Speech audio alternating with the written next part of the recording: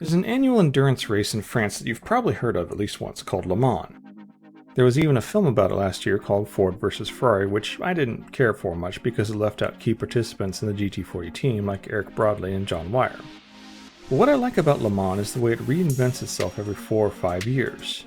And this isn't done to annoy the participants, it's there for a very important reason, to drive innovation. What does this have to do with D&D though?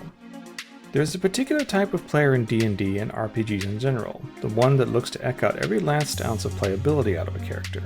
This is not quite the same as the min-max player, the one looking for the biggest hit or the biggest heal or the biggest AC.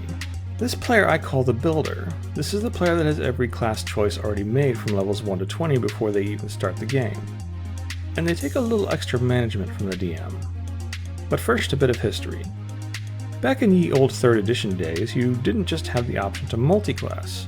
You also had the option to take what was called a prestige class, which is a more focused class or setting-specific class that added a lot of new gameplay tools to the player. And these prestige classes and other new base classes drove the sales of a slew of supplements for 3rd and 3.5 editions. It got to the point where Ninja was available as a base class in one supplement and a prestige class in another. So if you wanted to play a half ninja, you could actually do that. The builder player was obsessed with all of these supplements, convinced that just the right combination of classes and feats could put them a step ahead of other players and even the DM. But then 4th edition came out. 4th edition's solution to the builder was to maximize the number of options available to the player within the column of each class. And on top of that, the class description provided a recommended build for new players, so they wouldn't start out too far behind more experienced players. Did this make things better? Not really. From level 1 to 30, every class presents the player with a choice of a new power or feat of some kind. Every possible combination had to be tested for its overall effectiveness. In that recommended class build, that was practically daring the builder player to look for ways to do better. And additional supplements with new multi-class options again continued to complicate things. Then 5th edition came out. 5th edition's solution was to pare things down even more. Only 20 levels, players get far fewer feats, most classes only need to focus on a single ability score. The recommended build was still there and it helped new players start out strong. On top of that, Adventurers League instituted a rule of PHP +1, which kept players from pouring through an absurd number of books to look for the perfect combination. Did this make things better?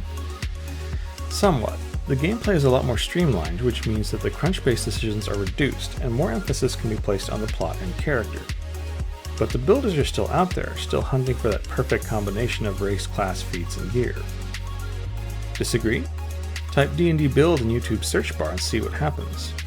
You get endless suggestions for optimized builds of each class and combination of classes, as well as videos on playing your favorite comic book, anime, and TV and movie characters. I don't hate the build player, I get it, I really do.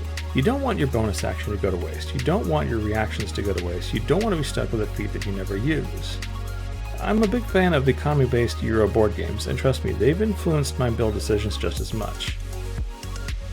It's like a chemistry set. Sometimes you just want to experiment with combinations and see if it's effective or not. But the build player can really throw off and counterbalance sometimes, making contributions that make the other players seem less effective. And I find the best way to deal with one is to hand them choices and conundrums that can't be resolved with what they have at hand. Because the best decisions a player makes in D&D should never be what they pick at the next level. As the DM, that's our job. Thanks for watching. See you next video.